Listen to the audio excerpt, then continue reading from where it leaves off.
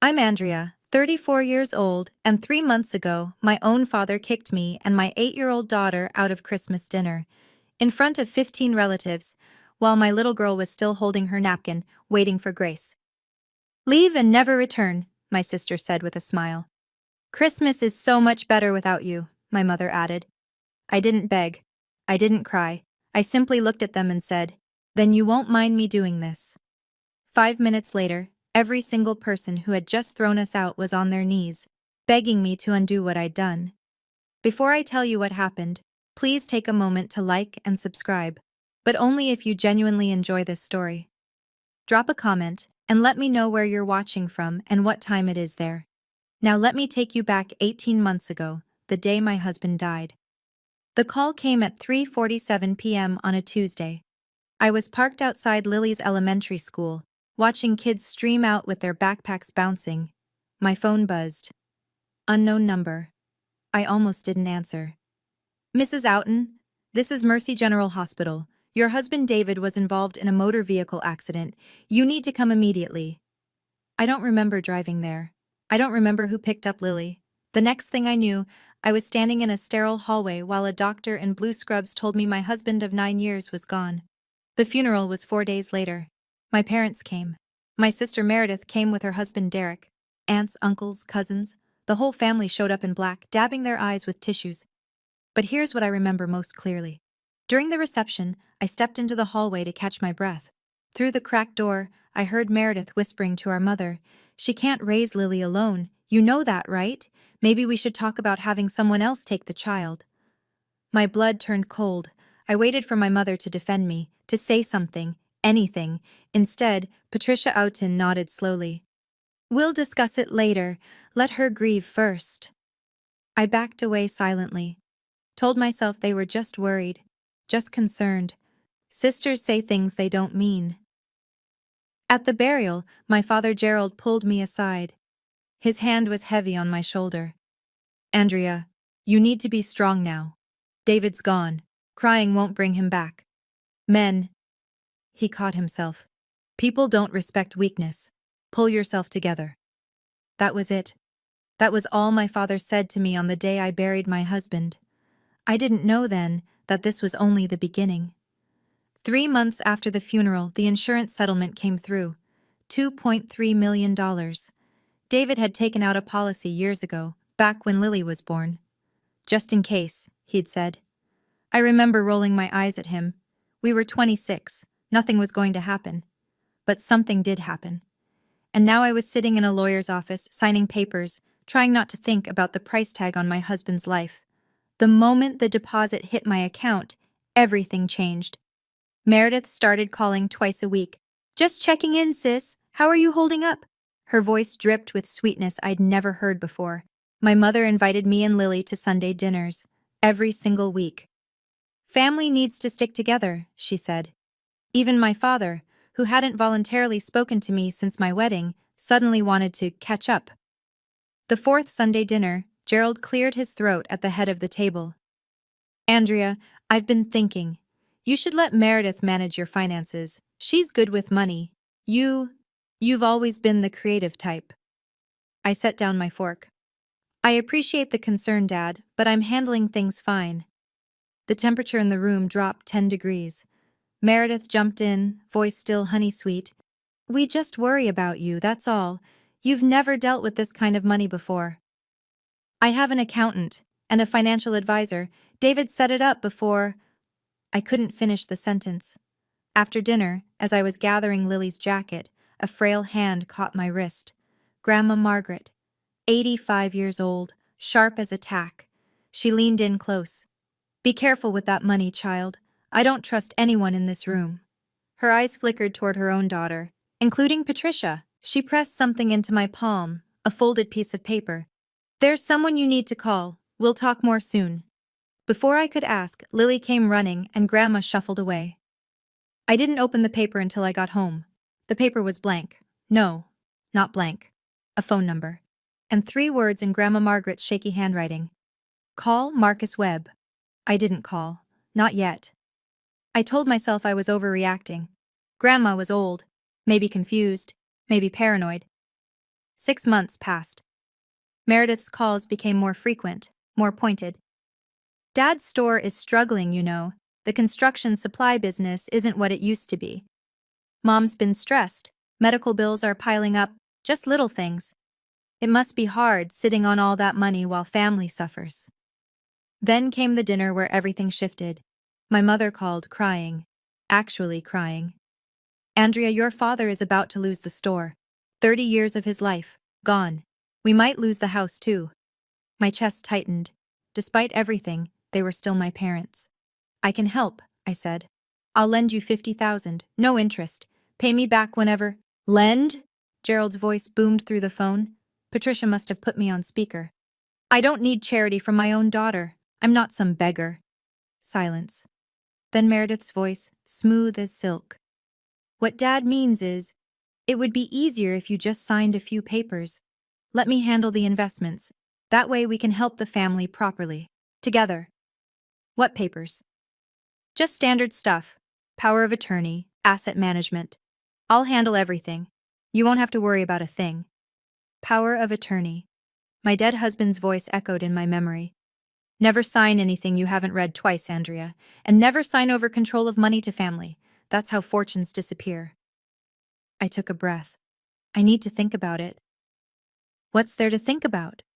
Meredith's sweetness cracked, just for a second. We're family. I said I'll think about it. I hung up. That night, I finally called the number Grandma Margaret had given me. Lily was crying when I got home from work the next day. She was curled up on her bed, face buried in her pillow, shoulders shaking. My heart cracked. Baby, what happened? She wouldn't look at me. Nothing. I sat on the edge of her bed, stroked her hair. Sweetheart, tell me. It took 10 minutes of gentle coaxing before she finally spoke. Grandma Patricia said something, when you were in the bathroom at dinner last week. My stomach dropped. What did she say? Lily's voice was barely a whisper. She said she wishes Daddy was still alive instead of you. Because Daddy knew how to take care of me. And you don't. The room tilted. My own mother said that. To my 8-year-old daughter. About me. Baby, listen to me. I pulled her into my arms. That's not true. None of it. Grandma was wrong to say that. I love you more than anything in this world, and I will always, always take care of you. She clung to me like I might disappear. That night, after Lily fell asleep, I poured myself a glass of wine and scrolled through my phone. A cousin I barely talked to had sent me a message. Hey, Andrea, is it true you've been gambling away the insurance money? Meredith mentioned something at the family group chat. Just wanted to check if you're okay. Gambling? I opened Facebook. Searched for the family group I'd been quietly excluded from. Through a cousin's screenshot, I saw it. A post from Meredith, dated 2 weeks ago. Please pray for my sister. She's going through a difficult time and making poor financial decisions. We're trying to help her, but she keeps pushing us away. Some people just can't handle sudden wealth. 43 comments, all pitying me, all believing her. My hands were shaking. Marcus Webb's office was downtown, 14th floor, glass walls overlooking the city. He was younger than I expected, mid-30s, kind eyes behind wire-rimmed glasses. When he shook my hand, I noticed the photo on his desk, him and David at a college graduation, arms around each other, grinning. David was my best friend, Marcus said, noticing my gaze. We roomed together at State. He asked me to keep an eye on you and Lily if anything ever happened to him. His jaw tightened. I should have reached out sooner, I'm sorry. I sat down heavily. I don't even know where to start. Start with the power of attorney papers. I blinked. How did you? Your grandmother called me 3 weeks ago. Margaret Whitmore is sharper than people give her credit for. He pulled a folder from his drawer. She told me what your sister's been planning. I did some digging.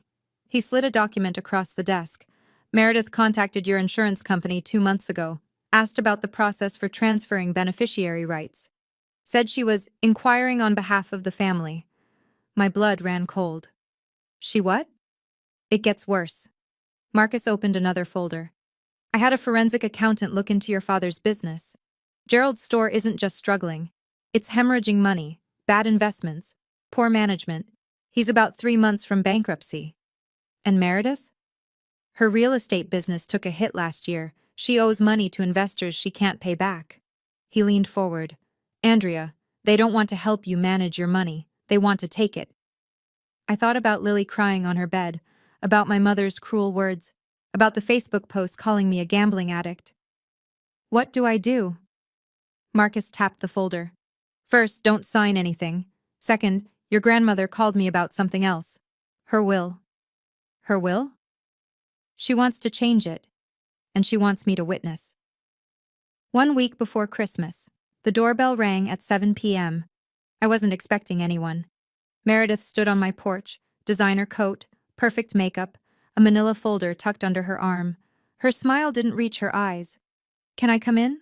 I didn't move. Lily's doing homework. This won't take long. She pushed past me into the living room.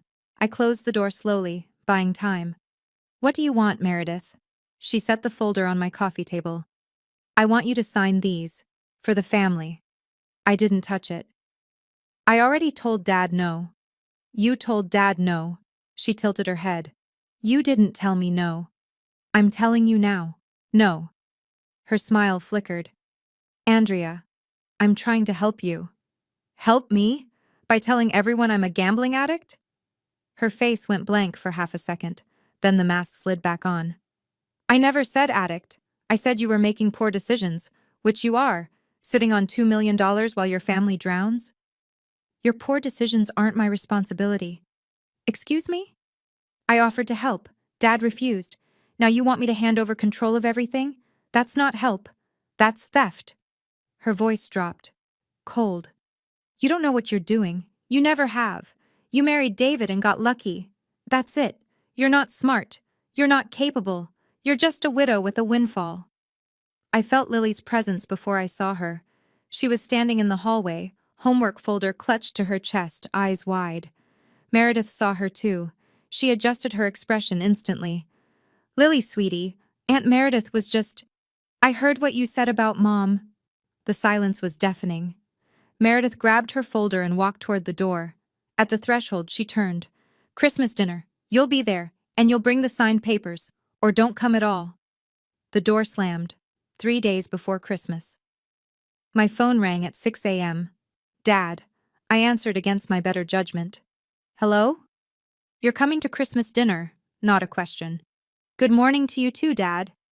Don't get smart with me, Andrea. You'll be there. 7 o'clock, Grandma Margaret's house. I was already planning to come. Lily wants to see Grandma. A pause, then. And you'll sign those papers Meredith prepared.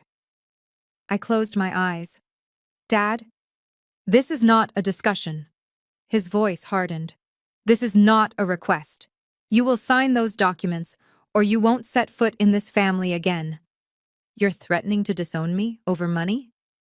I'm telling you to do what's right for once in your life. David carried you for 9 years. Now it's time to carry your weight. David carried me. 9 years of partnership, building a home, raising a daughter, supporting each other through every struggle, reduced to me being carried. I'm not signing anything. Then don't bother showing up. We don't want you there. Does Mom know you're saying this?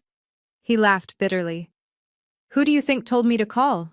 The line went dead. I sat on the edge of my bed, phone in my hand, heart pounding. Lily appeared in my doorway, rubbing her eyes.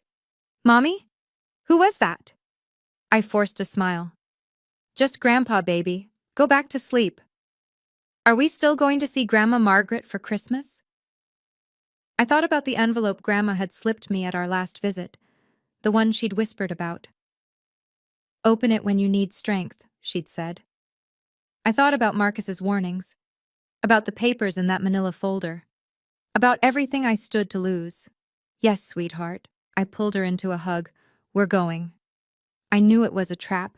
I just didn't know how deep it went. Christmas Eve. Grandma Margaret's house. I went alone, leaving Lily with a neighbor. Some conversations aren't for children's ears. Grandma answered the door herself. 85 years old, spine straight as a ruler, eyes bright with something I couldn't name. I knew you'd come early. She ushered me into her study, closed the door, locked it. Grandma, what's going on? She crossed to an antique desk, pulled open a drawer, and retrieved a thick envelope. cream-colored, sealed with wax. Take this. She pressed it into my hands. Don't open it until tomorrow night. At dinner, you'll know when. What is it? She smiled, a sad, knowing smile. Insurance. The real kind. Grandma, you're scaring me. She took my hands in her papery ones. Andrea, I've watched my daughter and granddaughter scheme for months. I know about the emails. I know about the power of attorney papers. I know what they're planning to do to you tomorrow. How?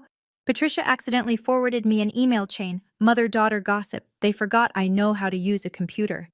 Her eyes hardened. They called you easy pickings, said you'd crumble under family pressure. My throat tightened. I've lived 85 years, Grandma continued. I've seen greed destroy families. I will not let it destroy you. She squeezed my hands. Tomorrow night, they will try to humiliate you into signing. They'll do it in front of everyone, so you feel trapped. What do I do? You stand your ground. And when the moment comes, she nodded toward the envelope, you open that. What's inside? Her smile returned. This time there was fire in it. The truth, and something they never expected. The envelope felt heavy in my pocket all night long. Okay, let me pause here for a second. What do you think was in that envelope? A. Grandma's new will? B. Evidence of Meredith and Mom's scheme? C. Something completely unexpected? Drop your answer in the comments. I'm genuinely curious what you think. And if you're hooked on this story, if you need to know what happened at that Christmas dinner, go ahead and hit that like button. It helps more than you know. Now, back to Christmas Day, Christmas Eve night. I couldn't sleep. I lay in bed staring at the ceiling, envelope tucked under my pillow like a childhood secret. Grandma's words kept circling, something they never expected. My mind drifted to memories I'd buried. I was 8, Lily's age, the first time I realized my parents favored Meredith. She got piano lessons, I got hand-me-downs, she got praise for B's, I got lectures for A-minuses. Meredith tries harder, Mom always said. You just coast. Grandma Margaret was the only one who saw me differently. She used to pull me aside at family gatherings, press butterscotch candies into my palm, and whisper stories about the house. This old place has seen 3 generations of Whitmores, she'd say. One day, it'll belong to someone who truly loves it, not someone who just sees dollar signs. I always assumed she meant Meredith, the perfect one, the successful one. Now I wasn't so sure. The house itself was worth nearly $2 million, a colonial revival on 3 acres, built by my great-grandfather. Everyone knew Grandma would leave it to family. The only question was who. Meredith had talked about it for years. When Grandma passes, Derek and I will renovate, turn it into something modern, maybe sell it if the market's right. Grandma had overheard that conversation once. I remembered her face, tight, hurt, quickly masked. A soft knock on my door. Mommy? Lily's voice, sleep thick. I can't sleep. Can I stay with you? I pulled back the covers. She climbed in, warm and small. Mommy, are we really going to Grandma Margaret's tomorrow? Yes, baby. Even though Grandpa's mad at us? I kissed her forehead. Grandma wants to see us. That's what matters. Lily was quiet for a moment. Then, I love Grandma Margaret's house. It feels like a hug. A hug. That's exactly what it felt like. Christmas morning. My phone buzzed at 8 a.m. Marcus. Merry Christmas, he said. I have something for you.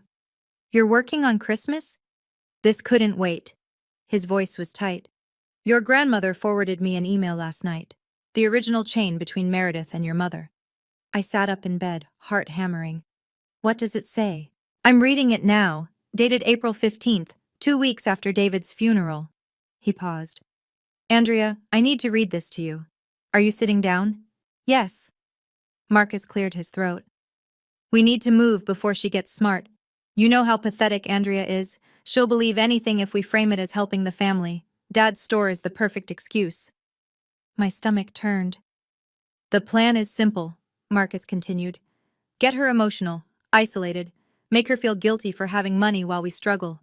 Then present the papers as a favor. She won't even read them. She never reads anything. I couldn't breathe. Timeline: pressure through summer, escalate in fall, close the deal by Christmas, family gathering, maximum witnesses. She won't say no in front of everyone. Silence. Andrea, you still there? They planned this. My voice sounded far away. Since April. Since 2 weeks after your husband's funeral. I have the full chain, timestamps, everything. He paused. I've printed copies, 3 sets. I can be at Grandma's house by 8 tonight. Tonight? Your grandmother suggested it, said you might need backup. I thought about the envelope under my pillow, about Grandma's knowing smile, about 15 relatives who would witness whatever happened tonight. Marcus. Yeah? Bring everything. I hung up. This afternoon, I would walk into my grandmother's house carrying 2 weapons, the envelope she gave me and the truth. They wanted a Christmas dinner performance? They were going to get one. 4:30 p.m. Grandma Margaret's house. Lily held my hand as we walked up the cobblestone path. The old colonial glowed with warm light, every window flickering with candles. Wreaths on every door, the smell of roasted turkey drifting from the kitchen. Picture perfect, like a Christmas card designed to hide the rot underneath. We were among the last to arrive. I counted cars in the driveway, 15, maybe more. Every aunt, uncle, and cousin within driving distance. The moment we stepped inside, Lily broke free and sprinted toward the living room. Grandma Margaret! I watched her disappear into my grandmother's arms, the old woman's face cracking into a genuine smile for the first time all evening. Then Meredith appeared. You made it? Her voice was honey-sweet, but her eyes were assessing, calculating, looking for weakness. I forced a smile. Merry Christmas, Meredith. Let me take your coat. She was playing hostess already, even though this wasn't her house. Everyone's in the dining room. We saved you a seat. I handed over my coat, but kept my purse. The envelope was inside. The dining room was packed. A long mahogany table stretched the length of the room, set with Grandma's fine china. Crystal glasses caught the candlelight. Laughter and chatter filled the air, but I noticed the looks. Cousin Rachel glanced at me, then quickly away. Uncle Tom whispered something to Aunt Betty. My mother's best friend, Margaret Ann, gave me a pitying smile. They'd been briefed.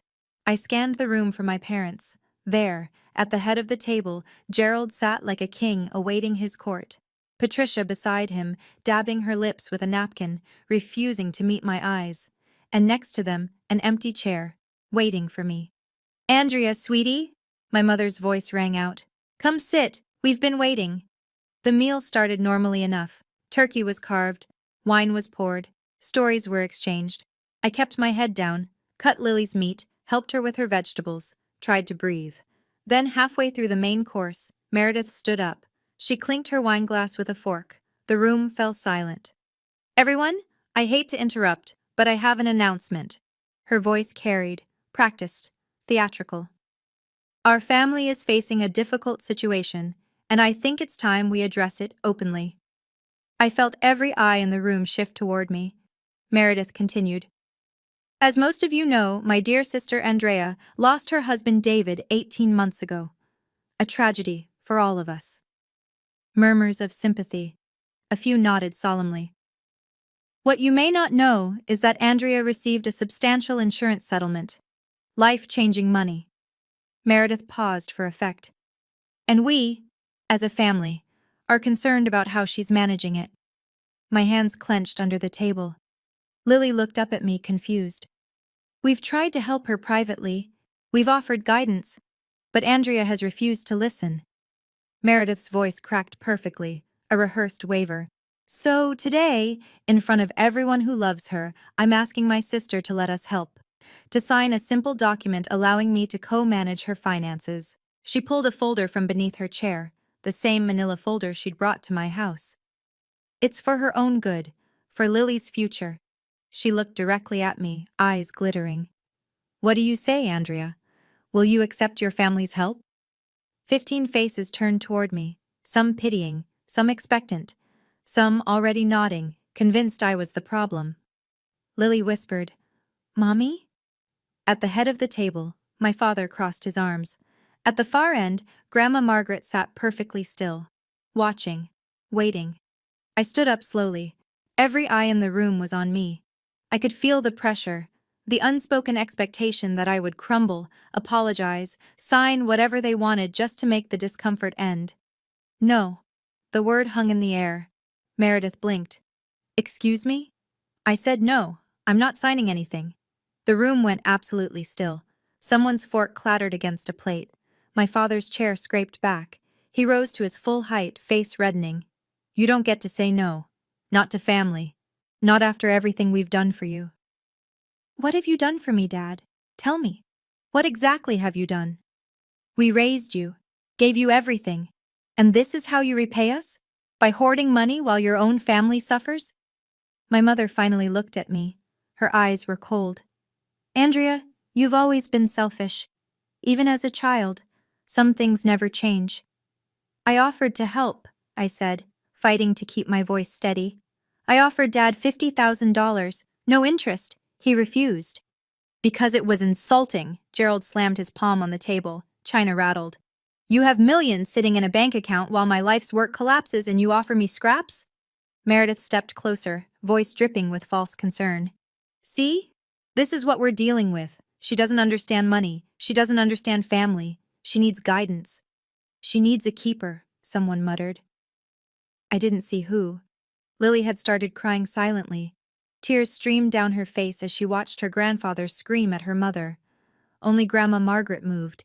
She reached over and pulled Lily into her lap, shielding her, but she said nothing, not yet. Sign the papers, Andrea. My father's voice was iron. Or get out of this house. I looked around the room. Not a single person spoke up for me. My father pointed at the door. Out, you and that child, right now. Meredith nodded, arms crossed, satisfied. You should leave and never come back. We've tried to help you, Andrea. God knows we've tried, but you're beyond help. I looked at my mother, my own mother, waiting for her to say something, anything, a single word of defense. Patricia smoothed her napkin, then looked me dead in the eyes. Christmas would be so much better without you here. It always has been. My lungs stopped working. Lily's sob cut through the silence, raw, heartbroken. She was 8 years old, and her grandmother had just said the world would be better without her mother. Cousins shifted uncomfortably. Aunts looked away. Uncles studied their plates. No one spoke. No one defended us. It was the loneliest moment of my life. I reached for Lily, ready to scoop her up and run, ready to leave and never look back. But then I felt Grandma Margaret's hand on my arm. Wait. Her voice was quiet, but it cut through everything. She was looking at me with something fierce in her eyes. Something that said, not yet. And I remembered the envelope in my purse. Her words from the night before. You'll know when. This was when. I straightened my spine, looked at my father, my mother, my sister. Okay, I said calmly. If you want me to leave, I'll leave. Relief flickered across Meredith's face. But first, I pulled out my phone. You won't mind if I make one quick call. Gerald scoffed. Calling the police? This is a private family matter. Not the police. I dialed. Put it on speaker. 2 rings, 3. Marcus, it's Andrea. I need you here, now. Bring everything. Already on my way. 5 minutes out. I hung up. Who the hell is Marcus? My father demanded. I smiled for the first time all evening. You'll see. The room erupted. What is this? Meredith's composed mask cracked. Who did you just call? A friend? You don't have friends. You barely have a personality. She turned to our father. Dad, make her leave, now, before whoever this is shows up. Gerald took a step toward me. I said get out. I didn't move. 5 minutes. You've waited 18 months to take my money. You can wait 5 more minutes. His face went purple. How dare you? Gerald. Grandma Margaret's voice sliced through like a blade. Sit down. The room went dead silent. My father stared at his mother. In 85 years, I don't think she'd ever spoken to him that way. Mother, this isn't your concern. This is my house. Grandma rose slowly to her feet, still holding Lily's hand. My table. My Christmas dinner. and I will decide who leaves and who stays. But, sit down. Gerald sat. Grandma turned to the room, sweeping her gaze across every relative. I've been quiet tonight, watching, listening. I wanted to see how far this would go. Her voice trembled with controlled rage. I wanted to see if a single one of you would defend my granddaughter. Shame flickered across some faces, others just looked confused. Not one of you. Grandma shook her head.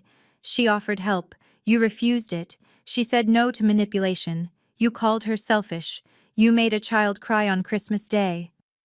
Mother, you don't understand, Patricia started. I understand perfectly.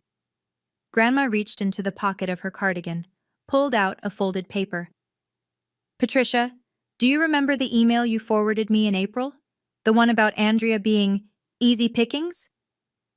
My mother's face went white. The doorbell rang. Grandma smiled grimly. That will be Marcus. Let him in. Marcus Webb walked in, carrying a leather briefcase. He was dressed professionally, despite it being Christmas. Dark suit, polished shoes, silver tie clip catching the candlelight. He scanned the room, taking in the hostile faces, the tear-streaked child, the elderly woman standing defiant at the head of the table. Good evening, he said calmly. I'm Marcus Webb, attorney at law. I represent both Mrs. Andrea Outen and Mrs. Margaret Whitmore. Gerald shot to his feet. What is this, some kind of ambush? I'd call it a correction. Marcus set his briefcase on the table, clicked it open. Mrs. Whitmore, shall I proceed? Grandma nodded. Marcus pulled out a thick folder. What I have here is a complete email chain between Meredith Harrison and Patricia Outen, spanning from April of last year to last week. The subject line of the first email reads, he flipped it open. Operation Andrea, a plan for the money. Gasps rippled through the room. That's private correspondence. Meredith lunged forward. You can't. It was forwarded to Mrs. Whitmore. Accidentally, I assume. She is now a rightful possessor of this communication. Marcus smiled thinly. Would you like me to read some highlights aloud? The part where you called your sister pathetic? Or the part where you planned to have her declared financially incompetent? Meredith's mouth opened, closed, opened again. Patricia gripped the table edge, knuckles white. Mother, why would you do this? Because you plotted to steal from my granddaughter. Grandma's voice was steel. You called her names. You told her daughter that the world would be better without her mother. On Christmas. She pointed a shaking finger at Patricia. You are my daughter, and I am ashamed of you. Patricia flinched like she'd been slapped. The room was utterly silent. Marcus reached into his briefcase again. Now, for the second document. Marcus held up the emails for everyone to see. I'll read one excerpt. April 15th, 2 weeks after David Outen's funeral, from Meredith to Patricia. He cleared his throat. We need to move fast. Andrea's always been weak. She'll cave under family pressure, especially at a holiday gathering. Dad's store gives us the perfect cover story. We're not taking her money, we're helping the family. Once she signs the POA, we control everything. She won't even know what hit her. Cousin Rachel's jaw dropped. Uncle Tom leaned forward, face dark. Murmurs spread through the room like wildfire. That's taken out of context, Meredith's voice cracked. I was just worried about her. May 3rd, Marcus continued, unmoved. Update. Told the family group that Andrea's gambling. Plants the seed. When we finally get control, no one will question it. More gasps. Aunt Betty turned to Patricia. You told us Andrea was gambling. Was that a lie? Patricia opened her mouth, closed it. It was strategic messaging, Meredith said quickly. To prepare the family. To manipulate the family, Grandma cut in. To isolate my granddaughter so thoroughly that when you stole her money, no one would believe her.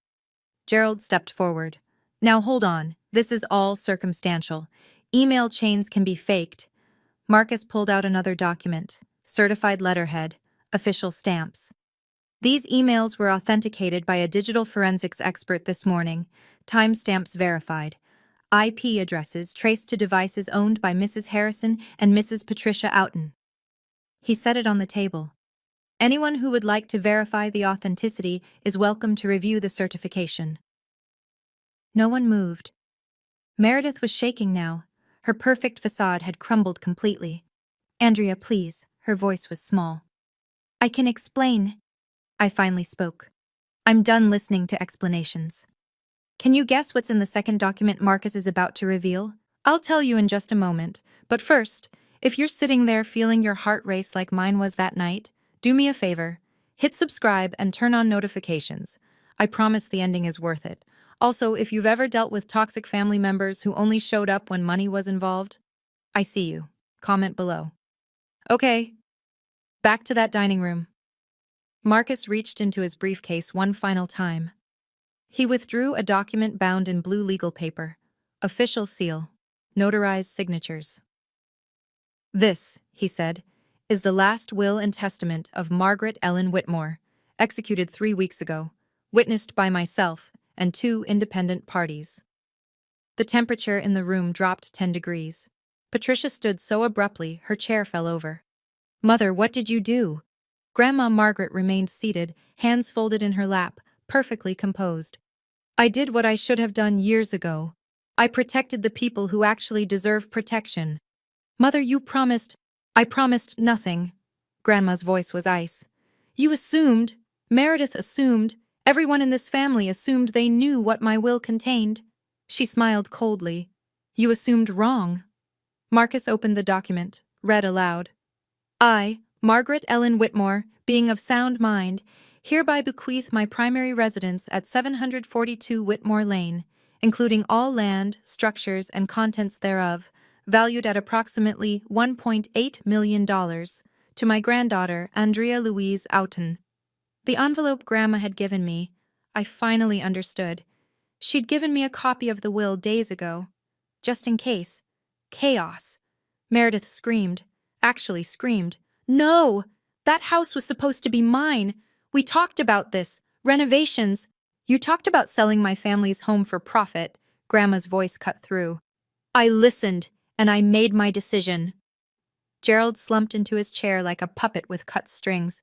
"Mother, everything we planned—" "Everything you planned," Grandma corrected, "was built on the assumption that I would reward cruelty and greed. I won't." Patricia was crying now, mascara streaking down her face. "You're leaving everything to her? After all we've done for you?" "What have you done for me, Patricia?" Grandma's eyes were fierce. "Besides lie, scheme, turn my Christmas dinner into a public execution of your own sister?" Silence. Marcus closed the will. "Mrs. Oughton," he turned to me, "you are now the sole heir to this property." Patricia dropped to her knees. Right there, in front of everyone. Grandma's antique Persian rug bunching under her as she crawled toward me. "Andrea, baby, I didn't mean it. Any of it. I was just trying to help the family. We were scared. Your father's business. I never meant to hurt you." I watched my mother grovel. The woman who told my daughter the world would be better without me. The woman who plotted for 18 months to steal my inheritance. Gerald stood frozen, mouth opening and closing like a fish. Meredith tried a different approach. She grabbed my arm, tears streaming down her face. Real tears this time. "I'm sorry, I'm so sorry, I was desperate. Derek doesn't know about my debts. If this gets out, my marriage, please, Andrea, please." Cousins stared. Aunts covered their mouths. Uncle Tom shook his head slowly, disgust written across his face. I heard whispers. "I can't believe they lied about the gambling. All this over money? On Christmas?" Poor Andrea. Poor Lily. Lily. I looked at my daughter, still nestled in Grandma Margaret's arms, watching her aunt and grandmother beg on the floor. She was only 8. She shouldn't be seeing this. I gently pulled my arm from Meredith's grasp. "Everyone, please, get off the floor." Patricia looked up, hope flashing in her eyes. "You'll forgive us? You understand we were just—" "I understand perfectly." I kept my voice calm, level. "You lied to the entire family about me. You tried to steal from me. You made my daughter believe I was worthless." "Andrea, I don't need to stand here and watch you cry." I stepped back. "I just need you to know that I see you. All of you. And I'm done pretending I don't." I walked over to where Meredith was still kneeling, crouched down, met her eyes. "Do you remember what you said to me last week? In my living room?" She wouldn't look at me. You said I wasn't smart, that I married David and got lucky, that I'm just a widow with a windfall. I paused. My 8-year-old daughter heard every word. Meredith flinched. You told me to leave and never return. Tonight, you said Christmas would be better without me. I stood up. That's fine. I'm going to give you exactly what you asked for. I turned to the room, to the ye. I'm not going to sue anyone.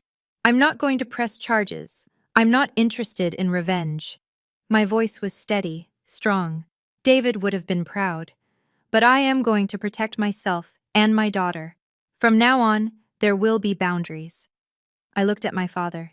He couldn't meet my eyes. You chose money over your son-in-law's memory, over your daughter, over your granddaughter. I shook my head. That was your choice, not mine. I looked at my mother, still on her knees. You told Lily the world would be better without me. A child, Mom, your own granddaughter. I'll never forget that. Lily won't either. Finally, I looked at Meredith. You said I don't have friends. You said I barely have a personality. I almost laughed. Maybe you're right. Maybe I'm not interesting, but I'm also not cruel. And right now, that's enough. I held out my hand. Lily ran to me, buried her face against my hip. Grandma Margaret rose, came to stand beside us. Andrea, sweetheart. Her hand found mine. I'm so proud of you. I squeezed her hand. Let's go home. My phone started ringing before I even got home. Cousin Rachel was first. Andrea, I had no idea. I'm so sorry I didn't say anything at dinner. I believed what Meredith told us. I should have asked you. Then Uncle Tom. I feel sick. Your aunt and I talked the whole drive home. We're ashamed we didn't speak up. Then Aunt Betty. Then Cousin Mark. Then people I hadn't heard from in years. They told us you were gambling everything away. They said you were unstable, making reckless decisions. I should have called you, should have checked in. By midnight, I'd received 11 phone calls and 37 text messages, not a single one from my parents or Meredith. The next morning, Marcus called. The family network is going nuclear. Your grandmother's been getting calls all morning. People are furious, not at you, at Patricia and Meredith. I rubbed my eyes. I didn't want this. I know, but actions have consequences. He paused. There's something else. Meredith's husband Derek called me. He didn't know about her debts. She'd hidden them. He's not taking it well. I thought about Derek. Quiet, passive, always in Meredith's shadow. He probably hadn't known about any of this. And your father's store?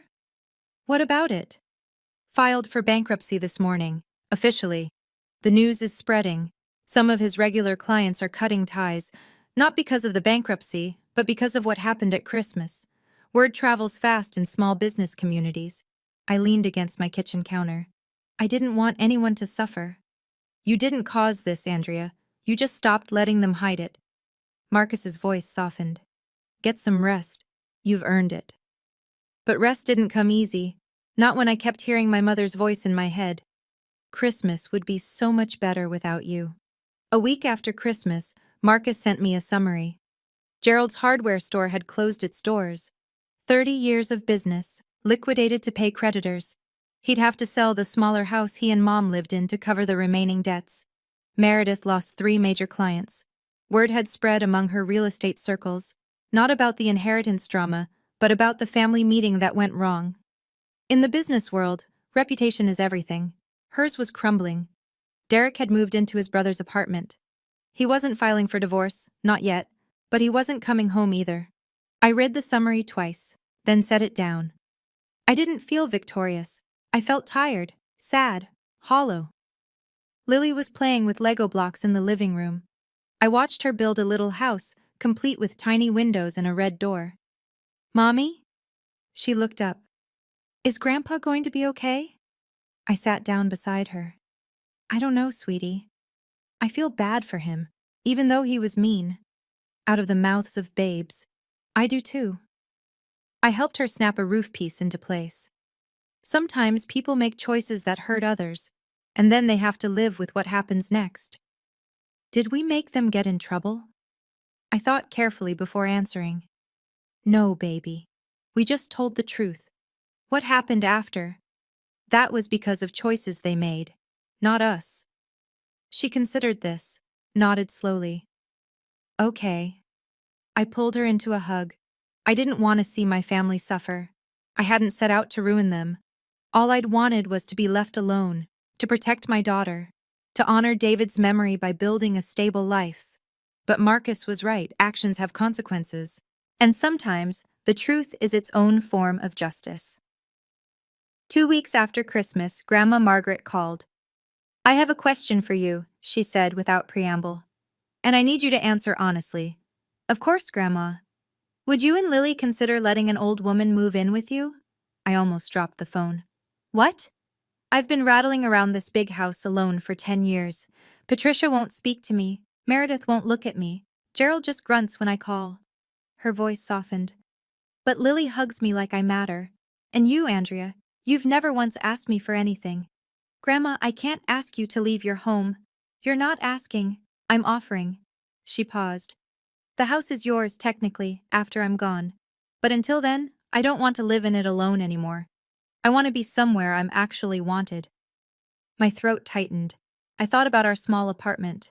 2 bedrooms, a cramped kitchen. Nothing like the colonial mansion Grandma had called home for 60 years. Our place is tiny, I warned her, and Lily has nightmares sometimes, and I can't cook nearly as well as you. Andrea. Her voice was warm. I don't need a mansion. I need a family, a real one. I heard Lily in the background, asking who I was talking to. Hold on, Grandma. I covered the phone. Lily, how would you feel if Grandma Margaret came to live with us? Her face lit up like the Christmas tree we never got to enjoy. Really? Like forever? I put the phone back to my ear. I think that's a yes. Grandma laughed. A real laugh, full and bright. I'll start packing tomorrow. For the first time since David died, my apartment felt like it might become a home again. 1 month later. Grandma Margaret's antique armchair sat in the corner of our tiny living room, looking absurdly elegant next to my second-hand sofa. Her collection of ceramic cats lined the windowsill. Her knitting basket lived permanently beside the TV. It shouldn't have worked. But somehow, it did. Every evening, the 3 of us ate dinner together at our little kitchen table.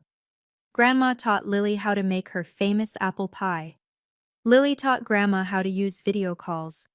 I listened to stories about my great-grandfather I'd never heard, about the house, the family history, the dreams that built it all. The insurance money sat untouched in an investment account, growing quietly. I'd set up a trust for Lily's education. The rest would wait until she was older, until she could decide what to do with her future herself. I kept working my job, kept showing up, kept building something small and stable. One night, after Lily was asleep, Grandma and I sat on the balcony, watching stars. Do you regret it? I asked quietly. Giving up the house? Cutting off Patricia?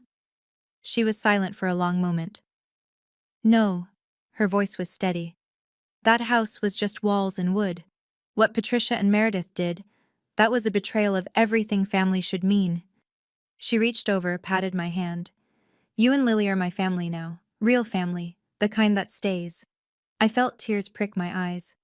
Thank you, Grandma, for believing in me when no one else did. She smiled in the darkness. You didn't need my belief, Andrea. You just needed to believe in yourself. She squeezed my hand. Which you did. That Christmas night, when you stood your ground, that was all you. I leaned my head against her shoulder, and for the first time in a long time, I felt at peace. 3 months after Christmas. My phone rang. Unknown number. I answered cautiously. Hello? Andrea. My mother's voice. Small, tired, defeated. It's Mom. I almost hung up. Please don't hang up. Please, I just need 5 minutes. I walked to the balcony, closed the door so Lily wouldn't hear. I'm listening. I know what I did was unforgivable. Patricia's voice cracked. The things I said, to you, to Lily, I can't take them back. I wish I could.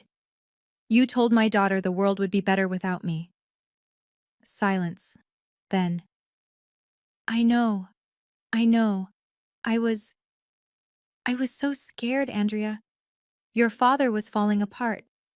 Meredith kept saying this was the only way. I let myself believe it because it was easier than standing up to them. That's not an excuse.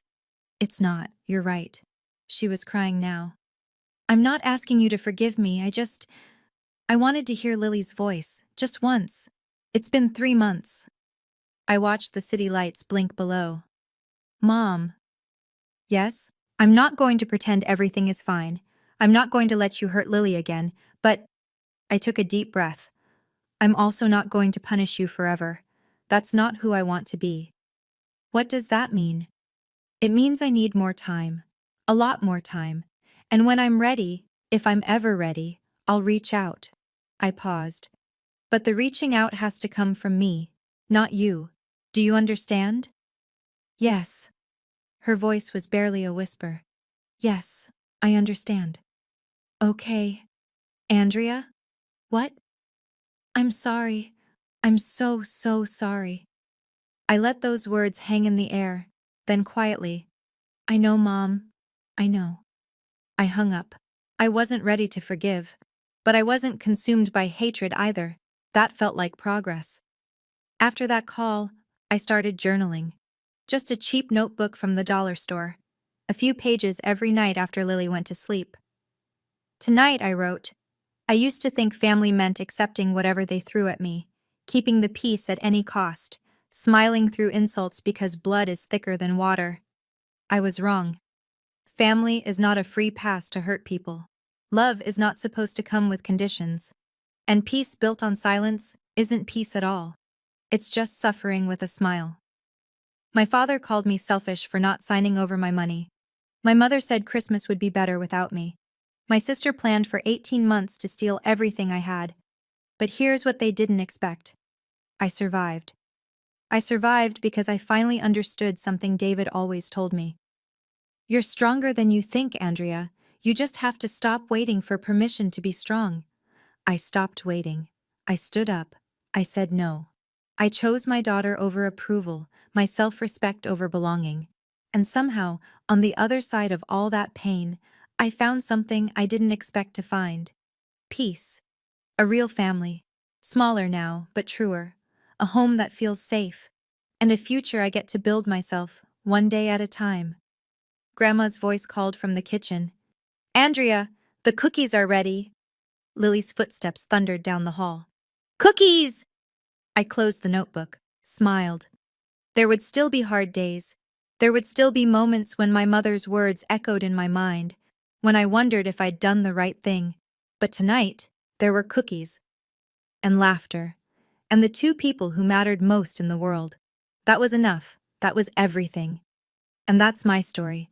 If you've ever had to protect yourself or someone you love from toxic family members, I see you. I understand. And I hope you know, you're not alone. Drop a comment and tell me, have you ever had to draw a hard boundary with family? I'd love to hear your story. If you want more stories like this, check the links in the description. And subscribe if you haven't already. Thank you for listening. Until next time.